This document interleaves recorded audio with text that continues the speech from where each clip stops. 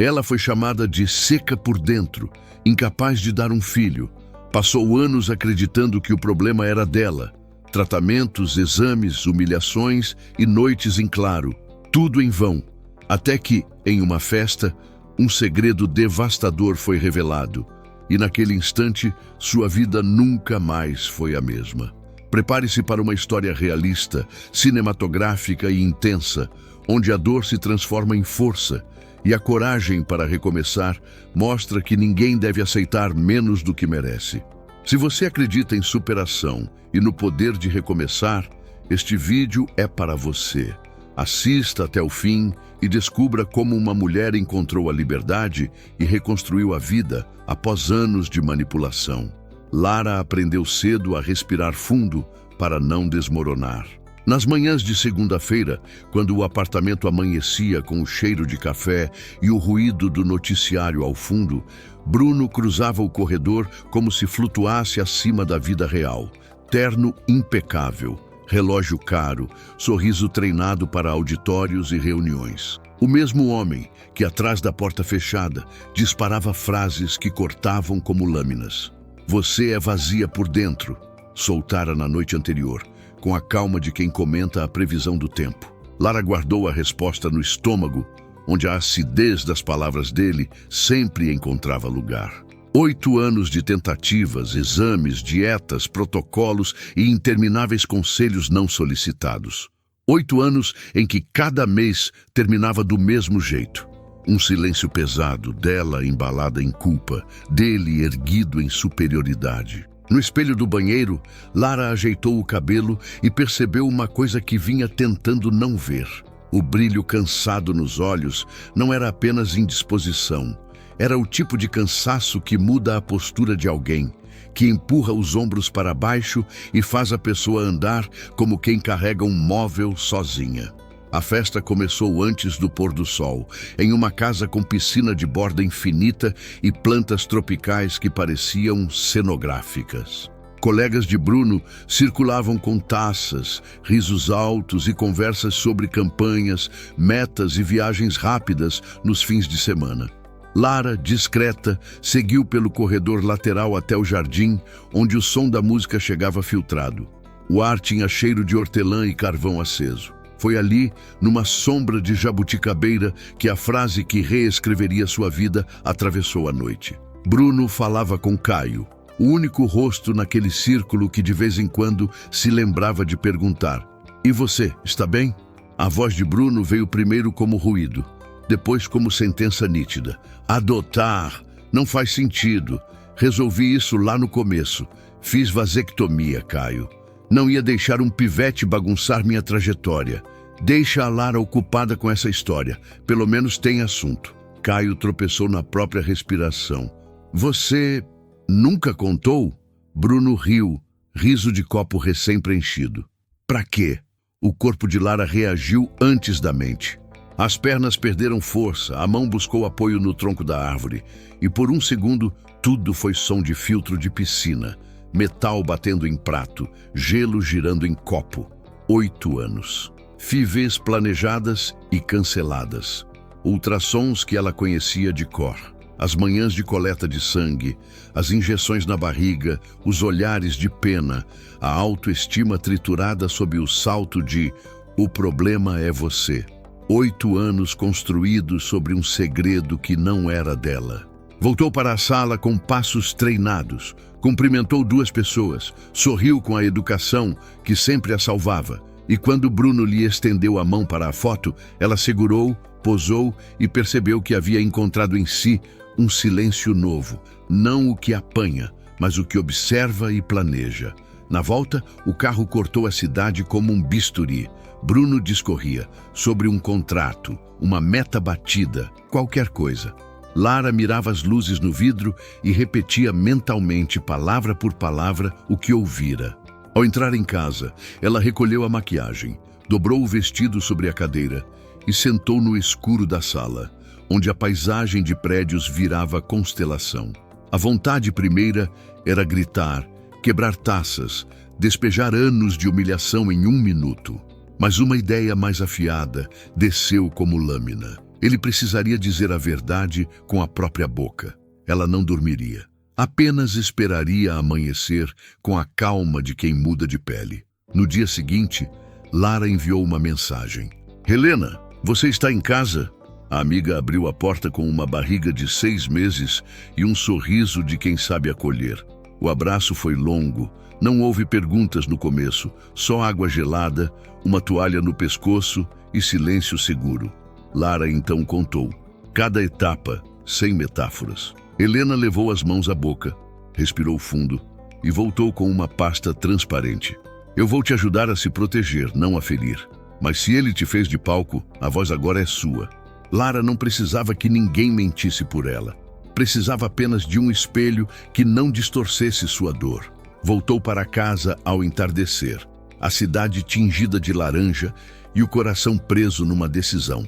Quando Bruno girou a chave, ela já o esperava na mesa, 2 xícaras, nenhum açúcar. Preciso te contar uma coisa, disse ela sem tremer. Bruno sentou, largou o celular ao lado do prato e cruzou os braços como quem administra uma reunião. Fala. Lara respirou devagar e pousou sobre a mesa uma pasta que não precisaria ser aberta. Vou ser direta. Estou pensando seriamente em adotar e também marquei uma consulta para nós 2. Exames completos. Quero respostas finais, sem culpas plantadas. A palavra adotar acendeu em Bruno um riso curto, o mesmo do jardim. Ridículo. Eu já disse que... Ele parou. Já disse o quê? A pausa gritou mais do que qualquer frase. O silêncio arrastou. Pesado. Lara não piscou. Termina. E Bruno apertou o copo. A água subiu pelas paredes transparentes. Eu não sou obrigado. Lara inclinou o corpo para frente. Você é. Porque eu passei anos obedecendo instruções para salvar o nosso casamento, enquanto você me esvaziava com palavras. Hoje a conta chegou, e você vai pagar com a única moeda que te falta. Verdade. Ele tentou o desvio habitual. Você dramatiza, está sensível. Mas percebeu que a mão de Lara não tremia. Foi então que o verniz rachou. Uma confissão saiu entre os dentes, como se estivesse presa ali há anos. Eu fiz vasectomia. Satisfeita? A palavra caiu no chão e quebrou em 1000 lâminas. Lara olhou para o relógio dele, para a janela, para a própria unha. Qualquer coisa que a ancorasse por 3 segundos, até encontrar dentro de si a escuta mais limpa que já teve. Não era sobre ela. Nunca fora. Levantou-se, levou a xícara à pia, enxagou devagar como se marcasse um rito de passagem e voltou com um envelope pardo. Aqui está meu pedido de divórcio. Já está assinado. O advogado só precisa da sua parte. Bruno levantou, a cadeira arranhou o piso. Você está louca? Lara deu um meio sorriso. Não, estou lúcida. Tão lúcida que pela primeira vez consigo ver quem você é sem o palco do seu ego. Ele insistiu, prometeu terapia, viagens, filhos, no tempo certo. Promessas que agora soavam como anúncios repetidos em rádio num carro parado no trânsito. Lara caminhou até o quarto. Pegou uma mala que já tinha roupas dobradas, documentos, um perfume, um livro. Não vou discutir. Amanhã não estarei aqui. No elevador, o espelho devolveu outra mulher. O cansaço persistia, mas havia um desenho novo nas linhas do rosto. O começo de uma coragem com nome e endereço. Na portaria, o porteiro perguntou, natural. Tudo bem, dona Lara? Agora vai ficar. Ela ligou para Helena e foi para o apartamento da amiga, onde a noite tinha cheiro de sopa e berço montado. Dormiu com a sensação estranha de que a vida, além de doer, podia reorganizar. Nos dias seguintes, assinou papéis, cancelou cartões, trocou senhas. O mundo administrável avançava. O outro, o emocional, descia e subia como maré repentina. Havia raiva, havia luto, havia o vazio de andar por uma rua sem saber se ainda gostava de café, do mesmo corte de cabelo ou de cheiros cítricos. Foi num desses dias que Mateus apareceu de novo. Eles se conheciam de almoços em grupos grandes do trabalho de Helena, engenheiro de voz mansa, uma paciência que não pedia aplausos. Soube que você está recomeçando. Precisa de alguém para trocar lâmpadas. montar prateleiras e ouvir reclamações sobre móveis com instruções indecifráveis? A piada mansa abriu espaço para uma conversa que se estendeu até o abajur ficar morno. Lara descobriu que gostava do silêncio ao lado dele, um silêncio que não precisava ser preenchido com explicações para existir. Bruno, do outro lado da cidade, não lidava com a palavra perda. Sempre preferiu troca e upgrade. Perder significava admitir limites, e limites nunca fizeram parte do seu vocabulário íntimo. Nos dias que se seguiram, os e-mails de Lara passaram a receber respostas atravessadas de um advogado que se dizia apenas zelando pelos direitos do seu cliente. Direitos. A palavra soou quase irônica. O direito de reduzir uma mulher a um diagnóstico que ele mesmo fabricara. O direito de mentir por 8 anos. O direito de não ser confrontado. Lara seguia. Assinou o que precisava assinar, devolveu o que precisava devolver e sentiu pela primeira vez a casa de Helena cheirar a primeiro dia de aula. Numa quarta-feira de céu alto, Helena entrou no quarto com 2 sorvetes e uma notícia.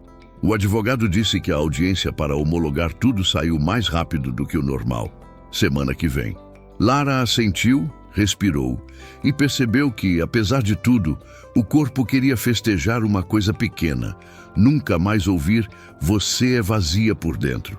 Enquanto marcava no calendário, o celular vibrou. Número desconhecido, uma mensagem curta. "Você acha que vai sair ilesa?" O estômago de Lara revirou, mas os dedos não tremeram. Respondeu com o print da medida protetiva que acabara de conseguir. Enviou sem texto. A confirmação azul acendeu. O primeiro ataque não veio como barulho de vidro quebrado, mas como uma tentativa paciente de desmontar reputação. Bruno acionou antigos colegas com insinuações. Ela sempre foi instável. Não suportou a pressão. Agora está com um sujeito que se aproveitou da fragilidade dela. Os boatos viajam mais rápidos do que trens. Bastam 2 personagens, uma rede social e tempo ocioso. Lara escolheu o que sempre escolhera quando não tinha mais nada: continuar. Montou um currículo novo, atualizou contatos, aceitou um trabalho temporário com Helena em um projeto social de capacitação de mulheres. Era curioso como, ao ajudar outras a alinharem as costas e respirarem melhor, ela própria endireitava a sua. Mateus, que até então surgia entre ferramentas e risos contidos, passou a entrar nos dias com naturalidade. Comprou plantas, instalou suportes onde os apartamentos insistem em não ter. Encostou o ombro no ombro dela quando o noticiário antecipava tempestades. Não havia pressa. Havia mesa posta com cuidado. Havia água trocada no vaso. Havia uma presença que não cobrava espetáculo. "Fica para o jantar?" Ela arriscou numa cesta. "Fico se você prometer que a gente erra o ponto do macarrão juntos." A casa riu. Bruno apertou o passo. Um e-mail anônimo chegou ao comitê de avaliação do projeto no qual Mateus trabalhava, anexando documentos que sugeriam inconsistências em trabalhos anteriores. Era um dossiê frágil, feitos de prints tortos e planilhas com datas impossíveis. Suficiente, no entanto, para adiar uma apresentação importante. Quando o coordenador ligou para Mateus, "Precisamos entender." A primeira coisa que ele fez foi avisar Lara. Ela se sentou, engoliu seco e disse: "Não vamos reagir com raiva. Vamos reagir com provas." 2 amigos de Mateus, gente do tipo que não esquece quem o ajudou quando a luz caiu no último minuto, varreram os dados, checaram fontes, rastrearam metadados. Em 2 dias, desmontaram cada ponto. A apresentação ocorreu. Não com festa, mas com o respeito que nasce quando alguém quase cai e escolhe levantar no mesmo lugar. A medida protetiva colocou uma linha no chão. Bruno preferiu contorná-la com gestos que não deixavam digitais. Um carro parado por tempo demais do outro lado da rua. Um perfil recém-criado que curtia fotos antigas e sumia. Uma mensagem com o endereço da mãe de Lara, sem texto. O delegado responsável aconselhou câmeras. Mateus instalou com cuidado de relojoeiro. Na primeira madrugada, às 3h17, um vulto cruzou a garagem e recuou ao ver o LED acender. Na manhã seguinte, havia um arranhão longo na porta metálica. Ele quer que a gente saiba que ele sabe, falou Mateus, sem elevar o tom. Lara segurou a xícara com as duas mãos. Ele quer que eu volte a ser quem eu era. Não vai conseguir. No consultório, uma médica de voz clara passou os olhos sobre os exames. Tudo indica uma gestação em andamento, Lara. O ar ficou elétrico. O corpo dela, que aprendera a duvidar de si, não sabia se comemorava ou pedia desculpas por comemorar. Os olhos buscaram os de Mateus, que piscou devagar, como quem diz, estou aqui, aconteça o que acontecer. Dias depois, um ultrassom desenhou na tela 2 pontos luminosos. São 2, disse a médica com um sorriso que parecia um colo. Lara riu e chorou ao mesmo tempo, uma risada que parecia antiga e recém-nascida. Na saída, o corredor do hospital tinha cheiro de álcool e vento. 2 vezes mais bagunça, Mateus improvisou. 2 vezes mais casa, ela devolveu. O mundo, no entanto, não dá feriado para alegrias em andamento. Bruno recebeu a notícia por terceiros e transformou cada sensação em combustível. Para ele, a felicidade de Lara era uma afronta. A vida dela, um palco que ele se recusava a deixar. O carro preto reapareceu na esquina 2 dias seguidos. A campainha tocou à meia-noite e quem quer que fosse desceu sem esperar. Lara e Mateus registraram cada movimento. Voltaram ao delegado. Vamos reforçar o pedido ao juiz. Enquanto esperavam, um envelope foi enfiado por baixo da porta. Dentro, uma foto antiga de Lara e Bruno no dia do casamento dobrada ao meio, com a dobra exatamente sobre o rosto dela. Nada escrito. A mensagem estava no vinco. Na audiência que homologaria o divórcio, Bruno tentou a performance que sempre o salvara. Falou de estresse, de arrependimento, de terapia, de chance. O juiz ouviu, como quem lê um folheto bem diagramado. Então pediu a palavra a Lara. Ela não dramatizou. Enumerou. Datas, frases, exames, a noite da festa, as mensagens, o carro, o arranhão na porta, a foto dobrada. A sala perdeu a curiosidade e ganhou atenção. Quando terminou, o juiz respirou como quem coloca um ponto final. Homologado. E recomendo mantermos as medidas protetivas e ampliarmos o perímetro. Bruno não a olhou na saída. Lara não precisou olhar. Caminhou rumo à porta com uma sensação nova no centro do peito. Espaço. Nessa mesma noite, a câmera da garagem captou um som seco, uma tentativa mal feita de arrombar. A sirene veio antes do medo completar o gesto. Bruno foi levado algemado, a raiva espumando na boca, e na delegacia tentou a velha retórica. Não colou. O delegado, cansado de homens que confundem frustração com direito, foi literal. Basta. Lara dormiu. Pela primeira vez em muito tempo, inteiros 30 minutos seguidos. E de manhã, antes do café, o médico ligou. Lara, está tudo bem, mas é uma gestação gemelar de risco. A gente vai cuidar de perto. Os meses seguintes foram um curso intensivo de paciência. Consultas marcadas com caneta azul, água na bolsa, lanchinhos, pés para cima ao fim da tarde. Helena aparecia com uma pilha de roupinhas neutras e conselhos de quem aprendera a pedir ajuda sem culpa. A mãe de Lara, Dona Elza, bateu na porta com um bolo simples e olhos que pediam desculpas pelos silêncios do passado. Eu achei que era fase, filha. Não vi o tamanho do buraco. Lara a abraçou e entendeu que certos perdões são mais sobre a gente do que sobre quem os pede. No sofá, as mãos das 3, Lara, Helena, Dona Elza, descansaram sobre a barriga que agora marcava território. Mateus fez o que sabia. Presença. Ajustou horários no trabalho. Passou a voltar mais cedo, aprendeu a ler exames, a contar chutes, a decifrar alarmes de aplicativos de gestante. Às vezes, sentado no chão, Detestava o som de canções que a mãe cantava quando ele era pequeno e ria sozinho quando os bebês respondiam com um pequeno terremoto interno. À noite, quando o medo chegava como brisa fria por debaixo da porta, e se algo dá errado? Ele repetia como mantra: a gente atravessa junto.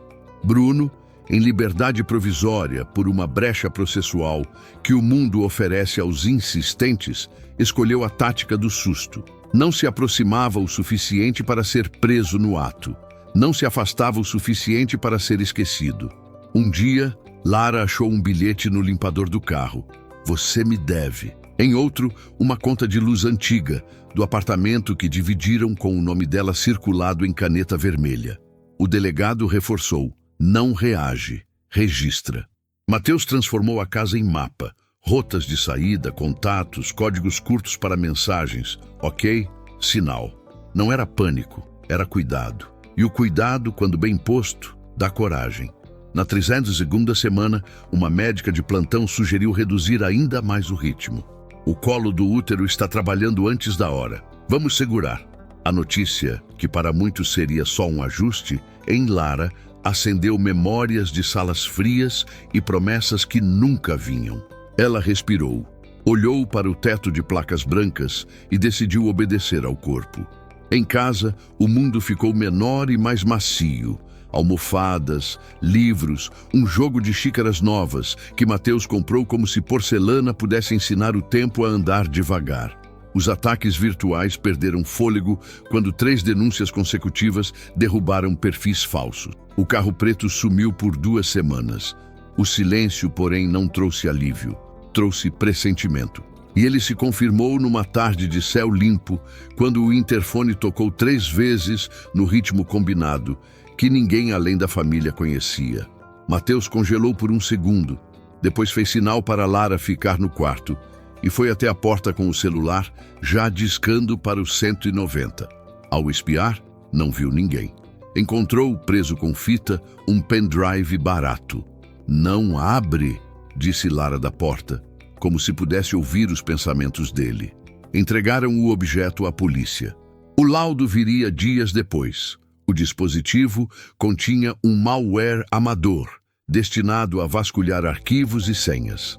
Amador, mas perigoso o suficiente. Lara entendeu que havia uma linha que precisava atravessar. Eu não vou me esconder quando nossos filhos nascerem. O delegado sugeriu um encontro controlado, um flagra planejado com cuidado, local público, vigilância à distância, mensagem isca enviada do número dela. Helena foi contra, por instinto. Dona Elsa rezou em silêncio. Lara pesou medos e decisões e, pela primeira vez em muitos meses, escolheu dirigir a própria cena. A mensagem enviada era simples: precisamos encerrar isso. Parque do Pinheiro, 19h. O celular marcou entregue. 3 pontinhos surgiram e sumiram. Às 18h55, Lara estava em um banco de madeira, cabelo preso, mãos no colo, respiração contada. Mateus, a 50 metros, com 2 policiais à paisana e um olhar que prendia o mundo no lugar. Às 19h02, Bruno surgiu da sombra como uma versão desalinhada do homem que um dia conhecera. Camisa amarrotada, olhos que procuravam plateia. Sentiu minha falta? Ele arriscou. Lara não se levantou. Isso termina hoje. Quando ele deu o primeiro passo, 2 figuras saíram do nada. Algemas brilharam. Bruno ensaiou um grito, mas só conseguiu cuspir promessas vazias. Levado, virou a cabeça e atirou a última carta. Você não vai recomeçar. Eu sou a sua história. Lara fechou os olhos 1 segundo e, ao abri-los, estava leve como quem devolve um objeto pesado que carregou por anos sem perceber. Na semana seguinte, o juiz transformou os boletins e vídeos em sentença. As medidas foram ampliadas. A vida, então, permitiu sonho, uma mudança. Uma casa com quintal, 2 árvores tortas e uma varanda que parecia inventada para amanheceres tranquilos. As caixas empilhadas, as chaves novas na palma, os berços embalados com fita. E foi justamente na manhã da mudança que um bilhete apareceu preso à maçaneta, letras firmes, sem assinatura. Você não apaga o passado. Cuidado com o que deseja. Lara sentiu o chão deslocar meio centímetro. Mateus ligou para a polícia e, enquanto descrevia o recado, um carro preto encostou do outro lado da rua e a porta traseira se abriu devagar. O carro preto parado diante da nova casa parecia mais uma cena de filme de suspense do que da vida real. A figura que desceu não era Bruno, mas um homem desconhecido, de boné escuro e passos calculados. Ele caminhou até a calçada oposta, permaneceu imóvel por segundos, longos demais, e ergueu a mão num gesto lento, ambíguo, que poderia ser tanto um aceno quanto uma ameaça. Mateus, já ao telefone com a polícia, descreveu cada detalhe enquanto mantinha Lara atrás dele, o corpo instintivamente projetado para protegê-la. Os gêmeos dormiam no carrinho duplo, alheios ao peso da cena. O homem, sem pressa, voltou ao carro e entrou. O veículo arrancou sem farol, sumindo pela rua lateral. O silêncio que ficou foi mais sufocante que o motor desligado. Lara encostou-se na parede e deixou as mãos tremerem só quando percebeu que os filhos ainda respiravam tranquilos. Ele mandou alguém, sussurrou, a voz carregada de certeza. Mateus não discordou. E se mandou, deixou rastros, e rastros são o começo do fim. A polícia chegou minutos depois, mas a sensação de invasão já tinha se instalado como mofo em parede antiga. O bilhete, guardado em saco plástico, agora era peça de processo. Nos dias que seguiram, a mudança não foi mais apenas logística. Tornou-se também emocional. Cada caixa empilhada parecia um lembrete de que a vida deles precisava ser remontada em outro lugar, com mais cuidado, com menos janelas abertas. A nova casa, porém, não era apenas abrigo, era promessa. A varanda, onde Lara se sentou pela primeira vez com os gêmeos no colo, oferecia um horizonte que ela nunca tivera. Espaço para acreditar que o futuro não precisava ser uma repetição do passado. Bruno, enquanto isso, permanecia em cela provisória. O advogado dele, em entrevistas não oficiais, insistia na tese de homem desestabilizado pela separação. Mas as provas acumuladas, bilhetes, vídeos, registros, testemunhos, desenhavam uma figura não de fragilidade, e sim de obsessão. Quando soube da nova casa, Bruno enviou por meio de terceiros uma mensagem codificada. Um recorte de jornal antigo, dobrado em 4, mostrando o anúncio de uma família que se mudava para a mesma cidade décadas antes. Abaixo a frase rabiscada: "Ninguém foge da própria sombra." Mateus recebeu o envelope no trabalho e decidiu não mostrar de imediato a Lara. Guardou-o numa gaveta, tentando proteger, mas acabou descobrindo que esconder notícias dela era como tentar segurar água com as mãos. Lara encontrou o recorte dias depois, ao procurar uma caneta. Leu, respirou fundo e disse: "Ele não entende. Eu não estou fugindo da sombra. Estou aprendendo a andar sob o sol." A gravidez avançava. O corpo de Lara pedia repouso, mas a mente se recusava a viver apenas de medo. Pintou o quarto dos gêmeos em tons de verde claro, escolheu móveis simples, pendurou pequenos quadros com frases que falavam de coragem. Cada detalhe era uma declaração. Os filhos nasceriam em um lar erguido, não pela ausência de problemas, mas pela presença de escolhas firmes. Numa madrugada, quando a chuva batia forte nas telhas novas, o telefone fixo tocou. Raridade em tempos de celulares, o toque soou como um alarme antigo. Mateus atendeu. Do outro lado, silêncio. Depois, uma respiração pesada. Ele desligou. O telefone tocou de novo. Repetição. Silêncio. Respiração. Desligou pela terceira vez. Lara, sentada na cama, segurava o barrigão e o olhar fixo na janela. Ele está tentando lembrar a gente de que ainda existe. Mateus passou a mão no rosto, cansado, e respondeu: "Então, vamos lembrá-lo de que a gente não tem mais medo." 2 dias depois, a polícia local prendeu um cúmplice de Bruno, justamente o homem que desceu do carro preto. No celular dele, Fotos de Lara, Mateus e dos gêmeos recém-nascidos. A notícia deixou claro, não era paranoia, era perseguição. E mesmo atrás das grades, Bruno ainda conseguia manipular peças do tabuleiro. Naquela noite, Lara não chorou. Apenas pegou um caderno e escreveu pela primeira vez em muito tempo uma carta para si mesma. Eu não sou seca, eu nunca fui. Eu carrego 2 vidas dentro de mim e carrego também a minha própria. Eu sou inteira e ninguém mais vai me fazer acreditar no contrário. Dobrou a folha, guardou na gaveta da mesa de cabeceira e dormiu com a sensação de que, pela primeira vez em anos, suas próprias palavras eram mais fortes que as dele. Mas a madrugada seguinte não permitiria descanso. Um estrondo metálico ecoou da garagem. Mateus correu, descalço, e encontrou a porta de aço dobrada na base, como se alguém tivesse forçado com uma barra de ferro. Ao lado, uma inscrição em spray vermelho. Ainda não acabou. Lara, ao ver, levou a mão à boca. E pela primeira vez, sentiu não apenas medo, mas uma coragem crua. Não se tratava mais de sobreviver. Tratava-se de lutar. A inscrição vermelha na garagem parecia pulsar mesmo depois de a tinta secar. Lara ficou parada diante da frase, como se cada letra ecoasse dentro dela. Mateus tentou cobrir o desenho com uma lona, mas a imagem já estava gravada na memória. Ele está mais perto do que imaginamos, disse Lara com calma estranha, quase fria. Mateus ligou novamente para o delegado, que prometeu reforçar a vigilância. No entanto, a sensação de que a casa havia sido violada permanecia como um cheiro de fumaça impossível de dissipar. Os dias seguintes foram vividos em estado de alerta. Lara passou a carregar no bolso um pequeno spray de defesa e Mateus instalou sensores extras. Mesmo assim, cada sombra no quintal parecia um prenúncio. E como se não bastasse, as contrações começaram a aparecer antes do previsto. A médica recomendou repouso absoluto. Gestações gemelares são desafiadoras. Precisamos segurar o máximo possível para garantir segurança a eles. Lara assentiu, mas sabia que segurar não era apenas tarefa do corpo, era também da mente. Enquanto descansava no sofá, sentiu o celular vibrar. Uma mensagem anônima.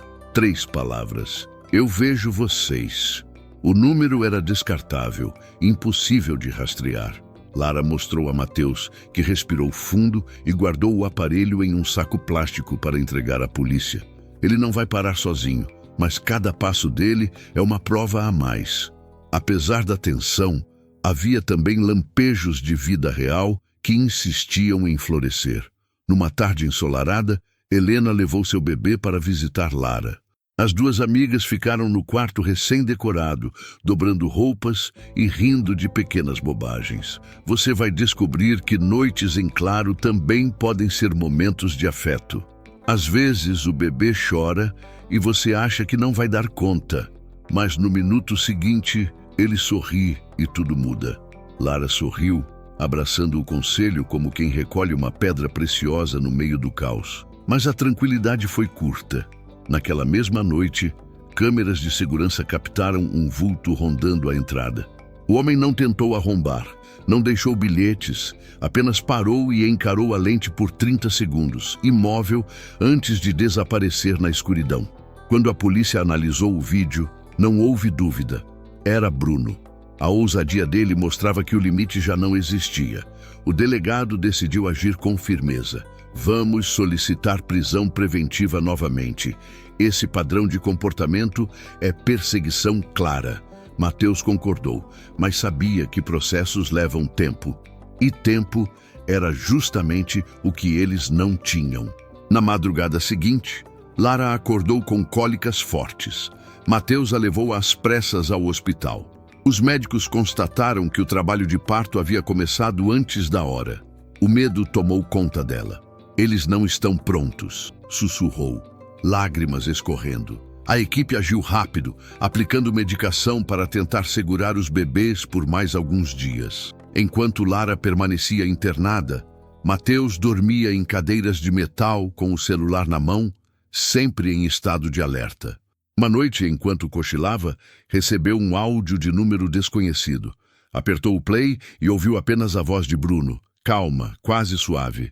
Eles vão nascer no meu tempo, não no seu. O áudio caiu no chão das mãos de Mateus, mas a determinação dele não caiu junto. Ele olhou para a porta do quarto onde Lara dormia exausta e jurou em silêncio: você não vai tocar neles. Na manhã seguinte, quando Lara abriu os olhos, encontrou Mateus de mãos dadas com ela e um olhar carregado de força. A gente vai atravessar isso juntos, não importa o que ele faça. Lara respirou fundo e respondeu com firmeza: eu não vou deixar ele roubar esse momento de nós. Não mais. E quando parecia que os dias no hospital trariam alguma proteção, a enfermeira entrou apavorada no quarto. A recepção havia recebido um buquê de flores sem remetente, com um cartão escrito apenas. O buquê repousava sobre o balcão da recepção do hospital, como um corpo estranho. Entre as flores claras, um cartão pequeno com letras firmes, escrito em tinta azul: bem-vindos ao mundo. Lara sentiu o estômago revirar quando a enfermeira colocou o arranjo sobre a mesa ao lado da cama. Não havia remetente, apenas deixaram e foram embora, explicou insegura. Mateus imediatamente pediu para que a equipe de segurança recolhesse o presente. Mas, por mais que o cartão fosse entregue à polícia, a sensação de invasão já estava instalada. Naquela noite, Lara mal conseguiu dormir. O quarto do hospital, iluminado por luzes artificiais e pelo bip constante dos monitores, parecia encolher ao redor dela. Mateus ficou sentado em uma poltrona, o olhar fixo na porta, como se pudesse impedir o mundo de entrar apenas com a própria presença. De vez em quando, ele se levantava, conferia o corredor, perguntava às enfermeiras sobre visitantes. A cada passo, carregava a certeza de que Bruno estava por perto, observando, esperando uma brecha. No dia seguinte, a médica veio com notícias preocupantes. Os medicamentos estavam surtindo menos efeito e os gêmeos poderiam nascer antes do previsto. O importante agora é estarmos preparados. Eles terão suporte completo. Lara assentiu, mas por dentro o medo era de outra ordem. Não apenas do parto, mas da sombra que insistia em cercá-los. Foi nesse ambiente de tensão que Lara recebeu uma visita inesperada. Sua mãe, Dona Elsa, apareceu com os olhos vermelhos e um semblante de preocupação profunda. Filha, ouvi dizer que ele anda rondando de novo. Vocês precisam se proteger mais do que nunca. Lara segurou a mão da mãe, sentindo que, pela primeira vez em anos, estavam realmente do mesmo lado. Eu não vou deixar ele destruir o que estou construindo, mãe. Eu juro. Enquanto isso, Mateus conversava com o delegado. Havia indícios de que Bruno estava usando terceiros para monitorar o casal. Rastros digitais de mensagens e movimentações financeiras apontavam para cúmplices pagos para vigiar e entregar recados. O delegado garantiu que novas medidas estavam em andamento. Mas, enquanto a burocracia seguia seu ritmo, Bruno continuava livre para assombrar. Na madrugada seguinte, Lara acordou com contrações intensas. O corpo dela anunciava que não poderia segurar mais. A equipe médica correu para prepará-la para o parto. Mateus segurava sua mão com força, repetindo baixinho: vai dar tudo certo. Eu estou aqui. O suor escorria pela testa de Lara, misturado às lágrimas. Cada contração era um lembrete de que a vida insistia em nascer, mesmo em meio ao caos. Horas depois, os gritos se misturaram ao choro dos bebês. 2 pequenos, frágeis, mas cheios de vida. Lara mal acreditava no que via. Eles estavam ali respirando, chorando, agarrando o dedo dela com uma força surpreendente. O coração dela explodiu em emoções que não cabiam em palavras. Mas a alegria foi atravessada por uma notícia que cortou o ar. Um dos seguranças do hospital interceptou um homem rondando o estacionamento naquela mesma madrugada. O carro em que ele estava registrado em vídeo pertencia a um conhecido de Bruno. Lara, ainda com os filhos nos braços, sentiu o gelo subir pela espinha. Ele está aqui, murmurou. Mateus fechou a cortina da janela do quarto, o corpo em alerta. E antes que conseguisse dizer algo, o telefone do quarto tocou. Mateus atendeu. Silêncio do outro lado. Depois, a voz calma, quase doce, inconfundível. Eu também queria dar as boas-vindas. Mateus apertou o aparelho com tanta força que os dedos ficaram brancos. Você não vai chegar perto deles, ouviu? Nunca. Mas a ligação já havia sido encerrada. Lara, pálida, olhou para os filhos adormecidos. A vida tinha acabado de começar e já estava ameaçada. O quarto do hospital tornou-se uma fortaleza improvisada. 2 policiais foram destacados para vigiar a porta depois da ligação ameaçadora. Lara tentava dormir, mas cada barulho do corredor a fazia sobressaltar. Os gêmeos, tão pequenos, respiravam em ritmo leve nas incubadoras próximas. Mateus permanecia de pé, olhando para eles, como quem guarda um tesouro. Na manhã seguinte, a médica sugeriu a transferência de Lara e dos bebês para uma ala mais restrita, onde o acesso seria rigidamente controlado. Não é apenas uma questão médica, é de segurança também. Lara concordou sem hesitar. No trajeto pelo corredor, empurrando as incubadoras, ela sentiu a tensão crescer a cada passo, como se Bruno pudesse surgir de qualquer porta. Enquanto isso, a polícia rastreava os cúmplices ligados a ele. Descobriram que Bruno usava identidades falsas para contratar pessoas a fim de vigiar Lara. Um desses cúmplices foi preso e confessou que recebera ordens específicas: fotografar os bebês e entregar provas de que estavam vivos. O delegado não deixou dúvidas. Isso não é apenas obsessão, é uma ameaça direta. Vamos pedir prisão preventiva imediata. Lara, ao ouvir, sentiu o chão se abrir sob seus pés. A ideia de que Bruno não queria apenas persegui-la, mas também usar seus filhos como alvo, a deixou tomada por uma fúria nova. Ele não vai colocar as mãos neles. Eu prefiro morrer antes, disse com uma firmeza que surpreendeu até Mateus. Os dias no hospital seguiram em tensão. As visitas foram reduzidas ao mínimo. Apenas Helena e Dona Elza tinham permissão de entrada. Certo dia, enquanto conversavam no quarto, uma enfermeira entrou com um semblante aflito. Recebemos uma encomenda para vocês. Um pacote pequeno deixado na portaria. O coração de Lara disparou. Quando o pacote foi aberto pela equipe de segurança, dentro havia apenas uma chupeta, velha, quebrada e suja de terra, acompanhada de um bilhete. Filhos são responsabilidade. Você não sabe o que fazer com eles. O impacto foi devastador. Lara chorou, não de fragilidade, mas de revolta. Ele quer me destruir como mãe antes mesmo de eu começar, disse entre lágrimas. Mateus segurou o rosto dela com firmeza.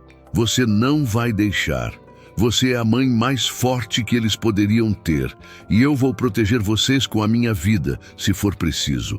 Enquanto tentava se recompor, Lara recebeu alta médica. Os bebês, apesar de frágeis, estavam estáveis o suficiente para voltar para casa com acompanhamento. A decisão era arriscada, mas permanecer no hospital também já não parecia seguro. No dia da saída, um comboio policial escoltou a família até a nova casa. Mas a sensação de alívio durou pouco. Na primeira noite em casa, a câmera de segurança registrou novamente o carro preto estacionado do outro lado da rua. Bruno não estava visível, mas a mensagem era clara. Ele sabia que eles tinham voltado.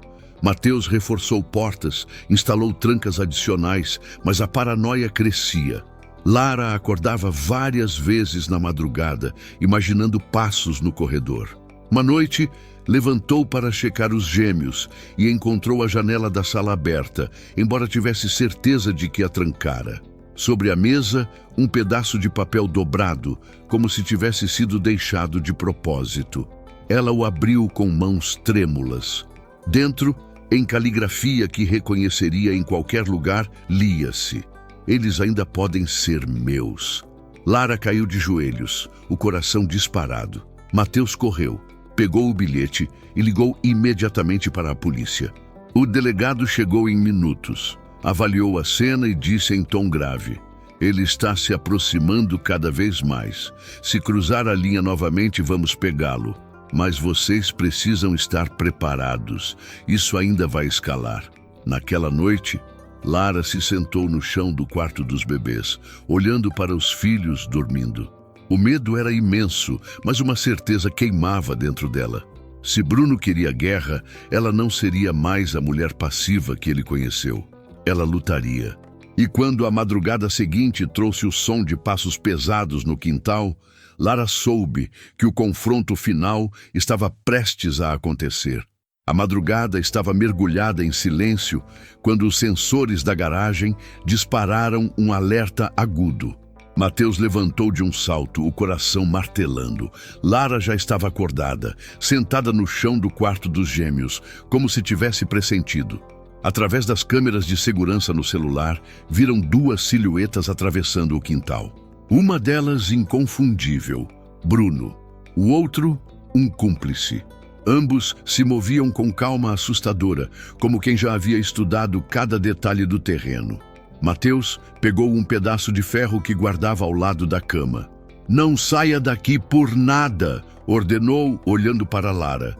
Mas ela, segurando o berço dos bebês, respondeu firme: "Eles não vão me arrancar nada mais, nunca mais."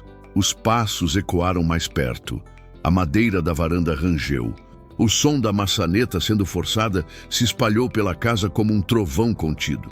A porta não cedeu, reforçada pelas trancas novas. Bruno bateu uma, duas vezes, até que sua voz surgiu do lado de fora, carregada de sarcasmo. "Eu disse que não acabou, Lara. Abre a porta. Vamos conversar como uma família deve conversar." A ironia da palavra família fez o sangue dela gelar.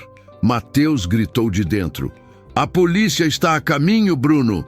Vai embora agora!" O riso de Bruno atravessou a noite.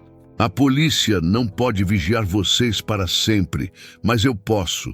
Nesse momento, uma pedra foi lançada contra a janela da sala, estilhaçando o vidro em 1000 pedaços. Lara correu para proteger os gêmeos, cobrindo-os com o corpo. Mateus se posicionou diante da sala, preparado para o pior. Os minutos seguintes foram de caos controlado. Bruno e o cúmplice tentaram arrombar, mas a estrutura reforçada resistiu. As sirenes começaram a se aproximar, primeiro distantes, depois cada vez mais nítidas. Ao ouvir, o cúmplice recuou, mas Bruno permaneceu parado diante da porta, respirando pesado, como um animal acuado. "Você acha que venceu, Lara? Você acha que vai criar esses filhos sem que eu esteja por perto? Eu vou ser a sombra deles até o último dia da sua vida."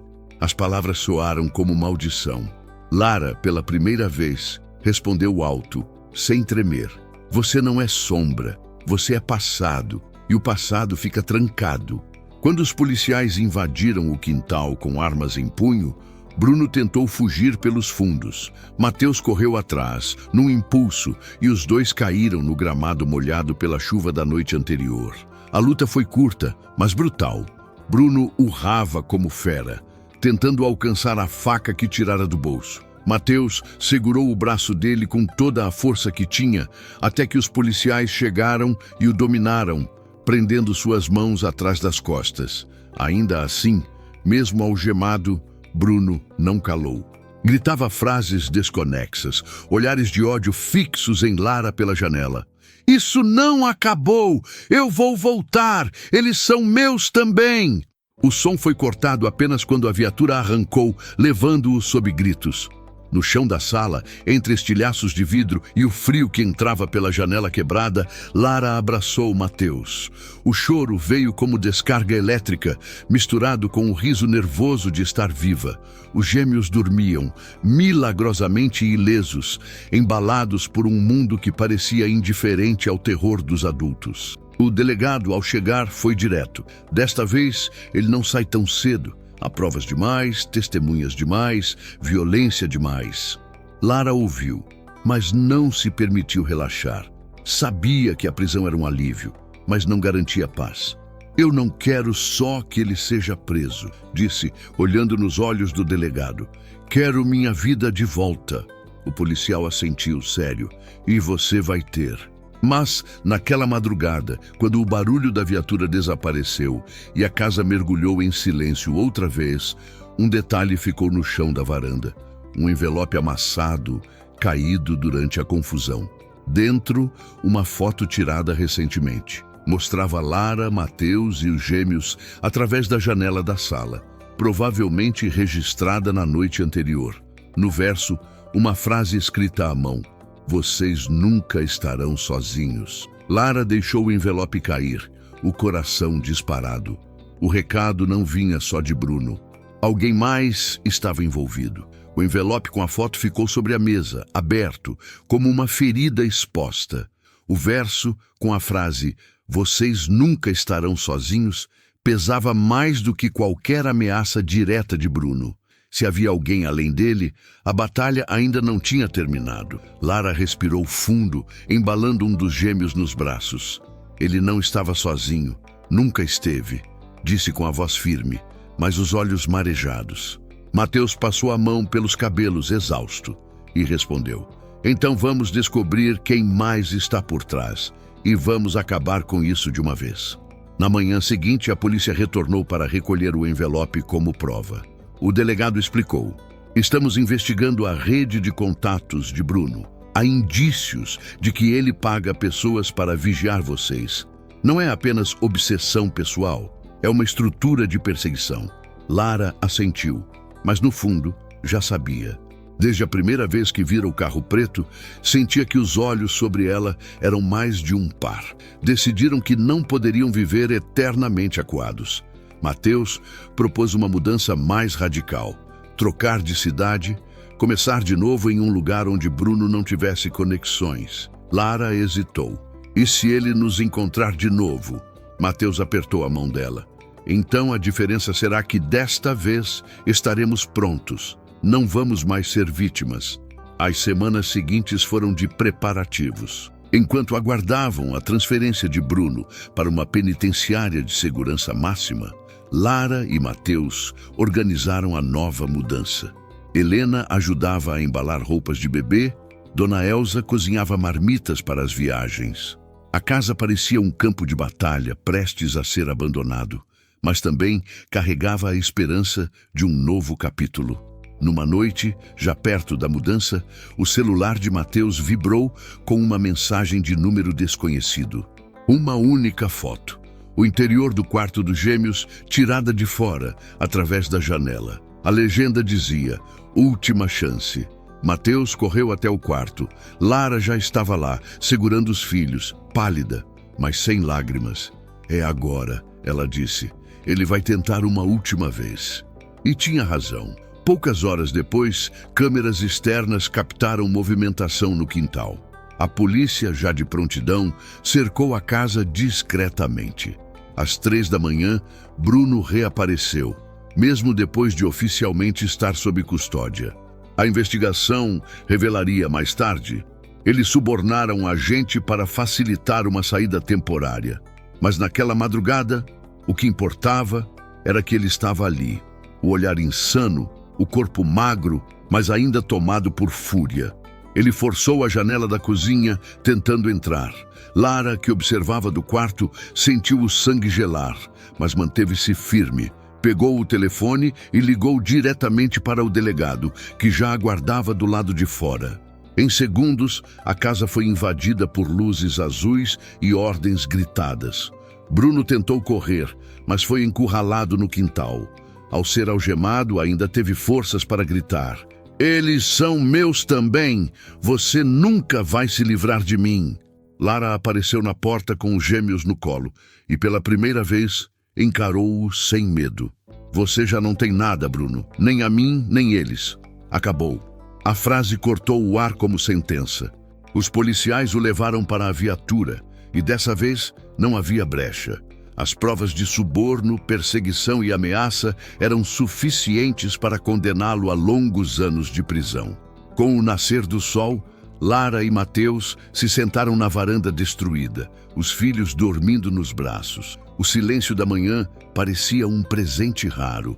Mateus olhou para ela e disse: "Agora é de verdade. Agora é o nosso recomeço." Lara encostou a cabeça em seu ombro e respondeu: ele foi uma sombra, mas não vai mais nos definir. Nossos filhos vão crescer conhecendo apenas a luz. Meses depois, a mudança finalmente aconteceu. A nova casa, em uma cidade cercada por campos verdes, era simples, mas carregada de significado.